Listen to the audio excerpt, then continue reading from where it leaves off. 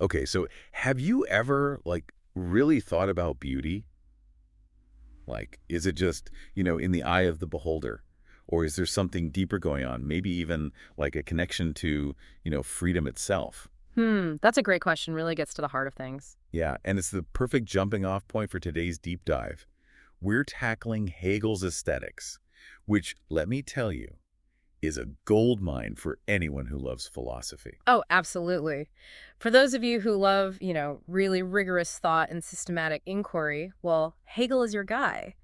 He's a giant in aesthetics, building on this whole incredible line of German thinkers. I mean, we're talking about Winckelmann, Lessing, Kant, Schiller, and later on, even Nietzsche, Heidegger, and Adorno. Wow, that's quite the lineage. It really is. They've all shaped how we think about art in such profound For ways. sure. And we're not just skimming the surface here. We're going deep, like really unpacking the core of Hegel's aesthetic philosophy. That's right. We're talking about how he understood beauty, its connection to freedom, and of course, the concept of spirit. We'll also explore how he saw the historical development of art forms and, his whole system of categorizing the individual arts. Right. And because I know you all love a good intellectual challenge, we'll be wrestling with his sometimes infamous end of art thesis. Oh, yeah, that's a big one. What really strikes me about Hegel, especially from a philosophical perspective, is how deeply he engaged with art itself. Totally. This wasn't just some abstract theorizing. I mean, the guy was a serious scholar. Yeah. He could read original Greek and Latin texts, which gave him direct access to those classical foundations. Wow, that's impressive. It is, right. And he didn't just read about art, he went out and saw these masterpieces for himself. We're talking about Raphael's Sistine Madonna, Rembrandt's Night Watch, the Van Eyck altarpiece. He even rubbed shoulders with some of the biggest cultural figures of his time, like Goethe and Mendelssohn Bartholdy. Wow, so he really lived it. He did. And that totally counters some later criticisms, like, Adorno's idea that Hegel didn't truly get art. Interesting. But, as we dive into his ideas, it's worth remembering that interpreting Hegel's aesthetics isn't exactly a walk in the park. Right. We don't have like a single definitive text where he lays it all out. Right. Instead, we have to piece things together from different sources, like encyclopedia entries. And probably the most important sources are these student transcripts of his lectures. Oh, wow, like from his classes. Exactly, Yeah. from his time at Heidelberg and Berlin. Wow. So you're telling me we're basically working with lecture notes. Kind of, yeah. And there's even more to it. You see, the Heidelberg transcripts from 1818 were only recently rediscovered. Before that, scholars mainly relied on this edition put together by Heinrich Gustav Hotho, which came out after Hegel died. It's a valuable resource, no doubt, but, well, there's been a lot of debate about its accuracy. Oh, I see. Like maybe Hotho kind of put his own spin on things. Possibly, yeah. Like, thinkers such as Annemarie Gethman-Seifert have suggested that Hotho might have imposed his own systematic framework onto Hegel's lectures. And since Hegel's original manuscripts are unfortunately lost, we're left with these lecture transcripts. That makes things a little more complicated. It does. They're the most direct access we have to his thoughts, even if they're open to interpretation. There's no single Hegel's aesthetics for dummies out there. Right, that's philosophy for you. So, knowing that about the sources, let's get into Hegel's system. Where does art fit into his grand philosophical scheme? All right, so at the very foundation of Hegel's philosophy, you have this concept of being as self-determining reason. It's what he calls the idea. But here's the thing. Okay. Think of the idea not as some static thing, but as this dynamic, like underlying intelligence, the rational structure behind everything. Okay, got it. And this idea doesn't just stay in some abstract realm. It manifests itself in rationally organized matter, which is where his philosophy of nature comes in. And building on that, we arrive at the philosophy of spirit. Okay, so the idea is becoming self-aware. Exactly, increasingly self-aware and self-determining. It culminates in what he calls spirit, which basically means humanity with all its consciousness, our ability to reason, to reflect on ourselves. Fascinating. So where does art emerge in this unfolding of the idea? Art finds its home in the philosophy of absolute spirit, the highest stage where spirit really tries to grasp itself. Alongside art, we have religion and philosophy. Okay. These are the three ways spirit tries to understand its own nature and how it relates to the absolute. That's really interesting. So for someone coming at this from a philosophical angle, how does art differ from philosophy and religion in how it helps us understand ourselves? Great question. Philosophy, it uses conceptual thought to get at the idea. It's all about rational, systematic explanation. Makes sense. Religion, especially for Hegel, is about expressing the same fundamental understanding but using images, stories, rituals, and faith.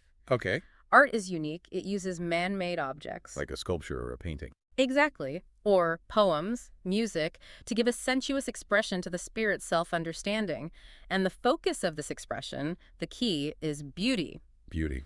which for Hegel is the sensuous manifestation of free spirit. So just to be clear, Hegel's not saying art's main purpose is to be pretty or to tell a story. Not exactly, no. He's moving away from those traditional ideas of art as just imitation of nature, decoration, moral teaching, or even just creating an emotional response or shock.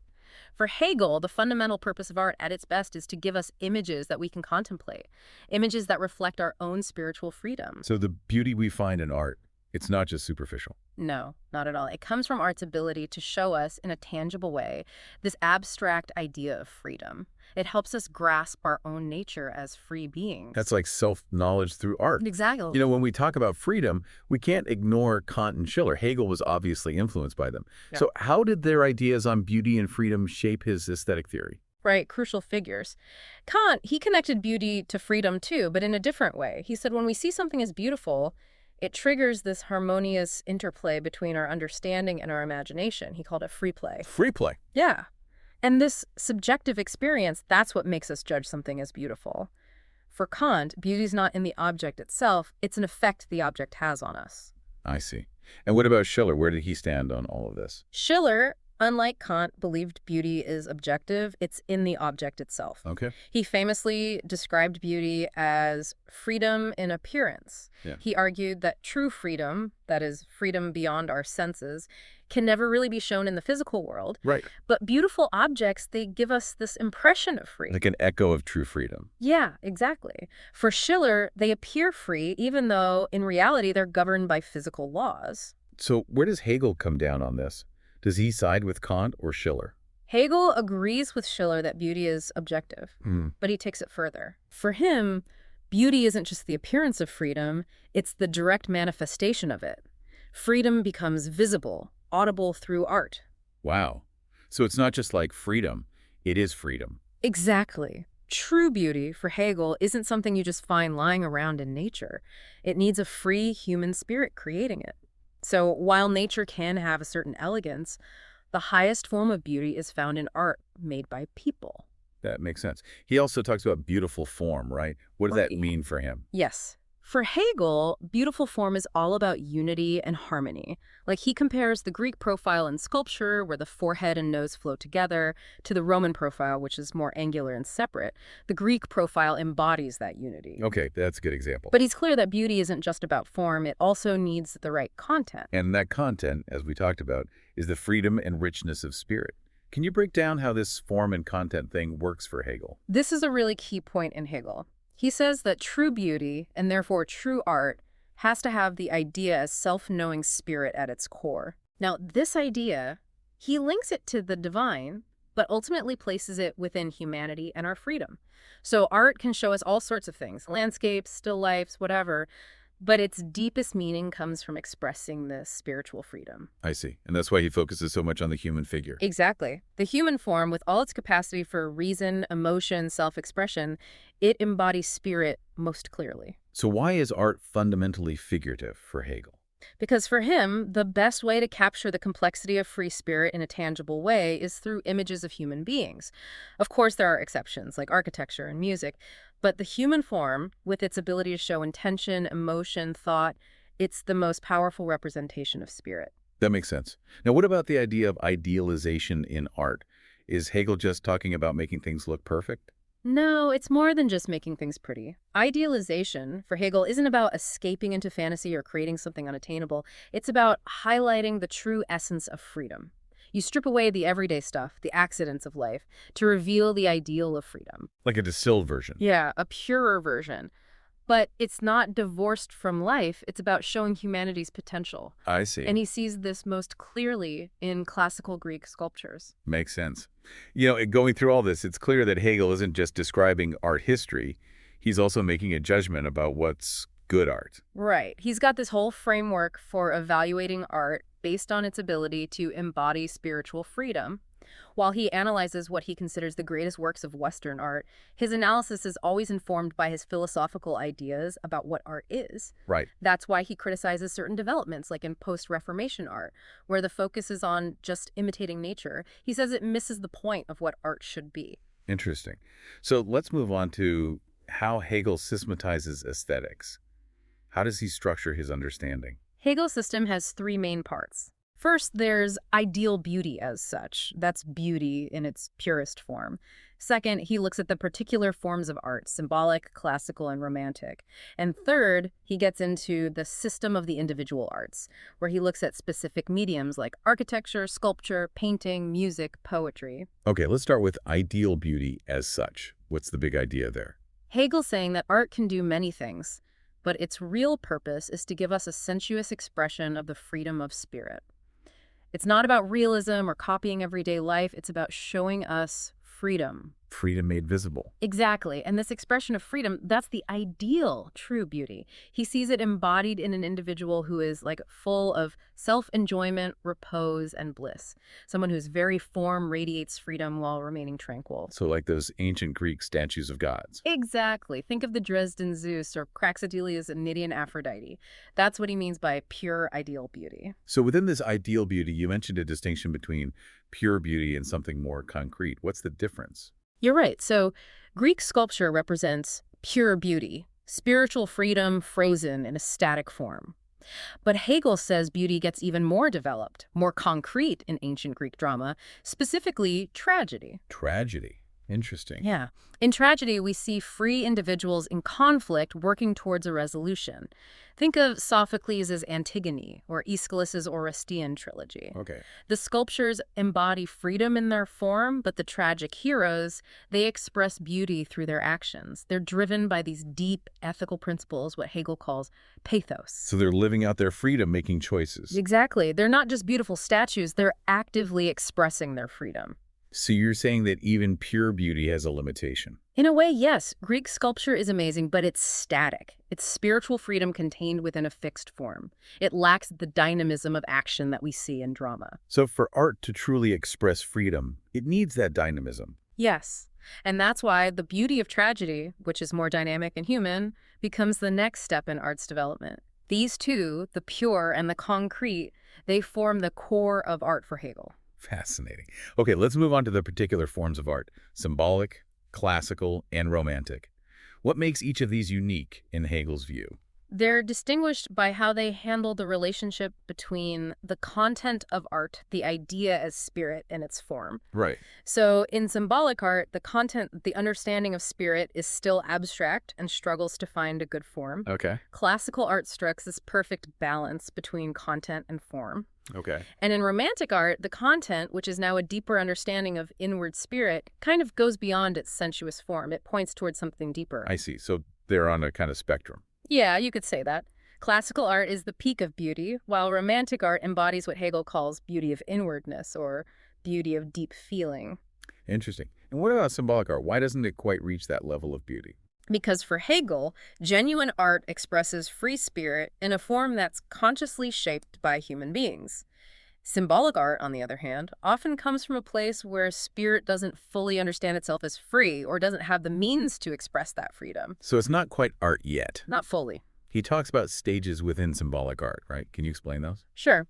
He starts with the idea of spirit being completely unified with nature. He sees this in ancient Persian Zoroastrianism, where good is basically the same as light. Okay. But for Hegel, this isn't art yet, because good isn't seen as a distinct free spirit, and the light itself isn't shaped by human intention. Then we see a sense of difference between spirit and nature emerge, like in Hindu art. Where they have those deities with multiple arms and stuff. Exactly. The divine is more abstract, but often takes on these distorted natural forms. For Hegel, it's not quite expressing free spirit and often ends up looking, well, ugly or monstrous. And then we get to genuinely symbolic art. Yes. This is where human-made forms start pointing to something deeper, some inner meaning. He uses ancient Egyptian art as an example. Okay. He says the Egyptians were among the first to grasp the idea of an inner spirit that's separate from the world. The pyramid, with its hidden chamber, becomes a symbol of the afterlife. The Sphinx, with its human head on a lion's body, shows spirit emerging from the animal world. So they're getting closer to true art. They are, but even Egyptian art, for Hegel, doesn't fully capture the animation of free spirit. Then he talks about this falling apart of spirit and nature within symbolic art. Okay, what does that mean? So, as the idea of spirit develops, its distinction from nature becomes clearer. We get first what he calls sublime art, which he sees in Jewish poetry, like the Psalms. Here, God is absolutely free, but this freedom belongs only to God, not to humans. Okay. Nature is seen as almost insignificant compared to God. Jewish poetry expresses God's greatness and the human experience of sin. But true beauty, in Hegel's sense, is missing because this God is beyond our world, beyond representation. Then there's Oriental pantheism, which he finds in some Islamic poetry. God is still above nature, but more connected to it. The poet feels united with nature, seeing the divine reflected in it. But they don't usually create idealized human figures. And then there's allegory, metaphor, and simile. Okay. These are the most separated forms, where the meaning and the image are externally linked through interpretation. They don't directly show the freedom of spirit in the form itself. And Hegel stresses that these stages within symbolic art aren't strictly historical. They're more like logical steps in how spirit distinguishes itself from nature. That's helpful. So how does classical art differ from all of this? Classical art, especially ancient Greek art, overcomes the limitations of symbolic art. It achieves what symbolic art couldn't suggest, a perfect harmonious expression of the freedom of spirit. So it's the peak of artistic achievement. For Hegel, yes, it's absolute beauty as such. It's this fusion of the spiritual and the sensuous where the form directly expresses freedom. And not just symbolizes it. Exactly. So what made this possible in ancient Greece? 3 things. First, the Greeks saw the divine as having subjectivity, as being active agents. Second, their gods took on individual forms that could be shown in art. Like Zeus and Hera and all those guys. Exactly. And third, the human body became the ideal form for expressing free spirit, unlike the animal hybrids of earlier cultures. Okay. Greek religion was really a religion of art, relying on art to give their gods concrete identities. And the beauty of Greek art came from its ability to express this idea of freedom embedded in their religion and culture. Makes sense. But even classical art has its limits, right? Yes, even the beauty of Greek art is limited in Hegel's system. While he admires it, he says it doesn't capture the deepest kind of freedom. Because the Greek gods were still tied to the physical world. Exactly. For Hegel, there's a deeper freedom that comes when the spirit withdraws inwards and becomes pure self-knowing. That's the freedom that emerges in Christianity, and with romantic art tries to express. Okay, so how does romantic art differ from classical art? Romantic art still wants to show us freedom, but it's a different kind of freedom. It's this inward, subjective freedom that is most fully realized in religious faith and philosophy, not just in art itself. Okay. Unlike the outward, embodied freedom of classical art, romantic art wants to show us the inner life of the spirit, like how a face reveals personality. So it's not just about beautiful forms anymore. Right. It's about expressing this deeper internal world. And what are the different forms of romantic art that Hegel identifies? First, there's explicitly religious art, especially Christian art. For Hegel, the story of Christ is the ultimate revelation of spirit-divine love and freedom expressed through a human life. Okay. Romantic religious art often shows this, breaking away from the classical ideal of perfection by showing human suffering. Like depictions of the crucifixion. Exactly. The beauty here is what Hegel calls beauty of inwardness, or spiritual beauty. It's about inner peace, even in the face of pain. He loves paintings of the Madonna and Child, especially those by Van Eyck, Memling, and Raphael, for their expression of pure love. So it's about beauty that goes beyond the physical. Yes. And what are the other forms of romantic art? The second one is about showing secular virtues of the free spirit. Not the universal ethical duties of Greek heroes, but more personal virtues rooted in individual choice and passion. Okay. Think of medieval chivalry with its romantic love, loyalty, courage. Don Quixote is a great, if a bit satirical, example. And the third form focuses on the freedom and independence of individual character, but in a modern, secular way. Okay. This is about sheer willpower and self-determination. We see this in Shakespeare's characters like Richard III, Othello, Macbeth, who are driven by their ambition. Even more complex characters like Juliet and Hamlet show a romantic kind of beauty through their intense inner lives. Right. So this brings us to this idea of the end of art. I know it's a bit confusing. Could you explain what Hegel actually means by that? It's important to understand that Hegel isn't saying art stops existing. He's talking about a shift in its cultural role, especially after the Reformation. When Protestantism arose, religion became more inward, more about individual faith. Art wasn't needed as much for religious purposes, it became freer from the church. Okay. And in this new context, art doesn't fulfill those same deep spiritual needs that it did before. We now look to religion and philosophy for those deeper truths. So art's not gone, but its importance has changed. Exactly. It has a more limited, but still valuable role in expressing human freedom. But Hegel does see art reaching an end in a certain philosophical sense. Oh, so. He sees modern art splitting into two trends, one focused on everyday life, the other on subjective wit and irony. He questions whether art that just copies reality like a still life is really art in the true sense. Because it lacks that deeper spiritual content. Exactly. He finds more artistic value in the Dutch masters who capture the life of things, going beyond simple imitation. Okay. And what about the trend of humorous subjectivity? For Hegel, modern humor is all about this playful, ironic subjectivity that often undermines norms. He makes a distinction between true humor, which can reveal deeper insights, and a more arbitrary, self-indulgent wit that's just about being clever. Okay. He says that when art becomes all about this kind of empty cleverness, it stops being true art. I see. So the end of art is about this loss of its deeper meaning, the rise of pure subjectivity. Precisely.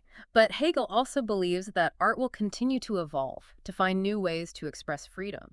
He suggests that good modern art should still show us human life in a way that makes us feel at home in the world, hinting that maybe some later art might not fit his criteria. Interesting. And his thoughts on Dutch painting, which he sees as creating a kind of objective music through color, might suggest that he wouldn't be too keen on purely abstract art. That makes sense. Okay, let's get to the final part. The system of the individual arts. How does he understand the differences between various art forms? Hegel believes that art breaks down into specific mediums, each with its own character and strengths. He focuses on what he considers the 5 most important arts, starting with architecture. Okay, so what's the essence of architecture for Hegel? Architecture for Hegel is about transforming inorganic matter, stone, metal, wood, into forms that express the beginnings of spiritual freedom.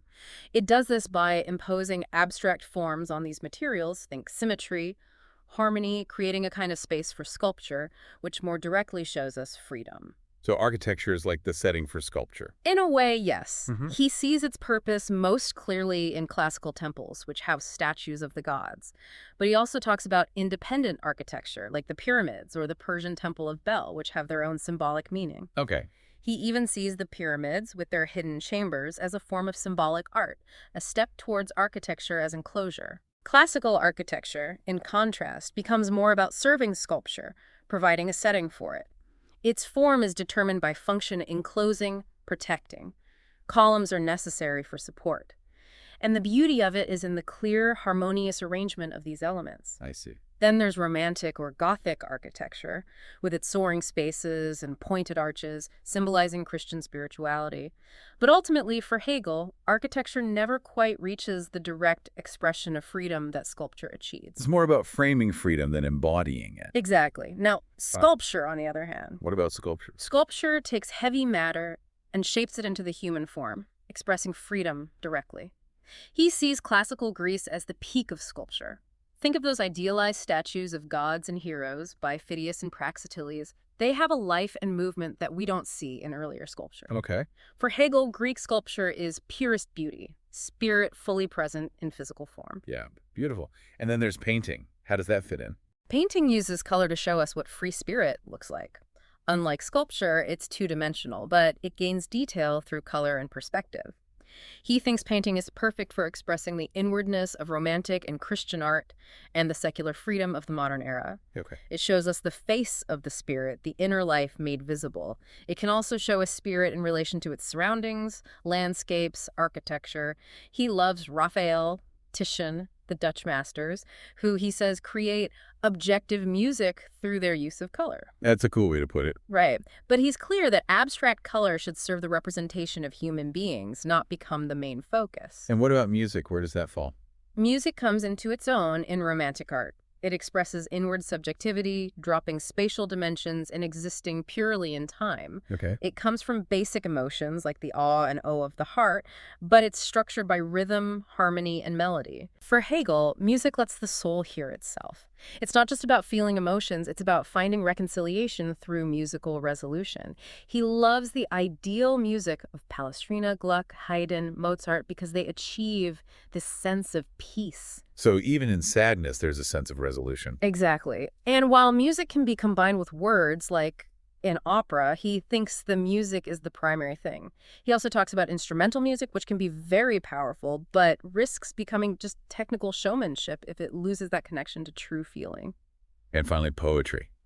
What's its place in all of this? Poetry, the art of using sound to represent ideas, basically, speech is the most perfect art for Hegel. Wow, the made perfect. Yeah, because it gives the richest, most complete expression of spiritual freedom.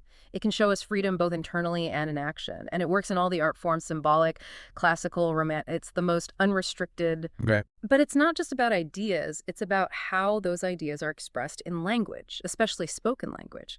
He calls this versification, and it's key. He sees a difference between classical verse, with its focus on rhythm, and romantic verse, which uses rhyme. And he breaks poetry down into three types: epic, lyric, and dramatic. Epic poetry shows us free individuals dealing with the world and its limitations. Think Homer's Odyssey, Dante's Divine Comedy, and the novel. Okay. Lyric poetry expresses the self directly, like in Goethe's work. And then there's dramatic poetry, which combines elements of both epic and lyric. It shows characters acting based on their own inner motivations, revealing the consequences of their choices. Like in a play. Exactly. For Hegel, drama is the highest art form because it uses human beings as its direct medium.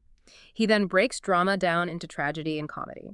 Tragedy explores the consequences of free action, leading to conflict and resolution, whether it's driven by ethical duties or personal passion. And comedy is where individuals mess things up but maintain a kind of resilient self-confidence. He sees comedy as a dissolution of art, in a way, because it points beyond art towards a deeper understanding of freedom found in religion. Nice. So ultimately, poetry represents the limit of art, after which comes religion and philosophy. Wow. That was a whirlwind tour of Hegel's aesthetics. So for our philosophy enthusiasts, can you sum up his main points about art and beauty? Sure. For Hegel, beauty is the way spiritual freedom shows itself in the world. It's not just about looks, it's about expressing that inner freedom. Right. This beauty takes different forms throughout history: symbolic, classical, romantic, each reflecting how spirit understands itself. And this beauty finds unique expression in each individual art form, from architecture to poetry. Okay. But Hegel isn't just describing things. He's also giving us criteria to judge art, especially modern art. True art for him goes beyond just copying reality or being clever. It needs that deeper connection to freedom. Exactly. It's important to remember that Hegel's ideas haven't gone unchallenged. Oh, definitely. His aesthetics have been debated by philosophers ever since, from Heidegger and Adorno to Gadamer. His ideas about beauty, form, and content are still central to how we think about art. That's for sure. So one last thought. Given Hegel's focus on beauty as the expression of freedom, how should we, as modern-day philosophers, approach art that seems to reject beauty or meaning altogether? It's a tough question that leaves us with a lot to ponder. It definitely does. And we encourage all of you to dive deeper into Hegel's work and explore the fascinating scholarship around it. You won't regret it.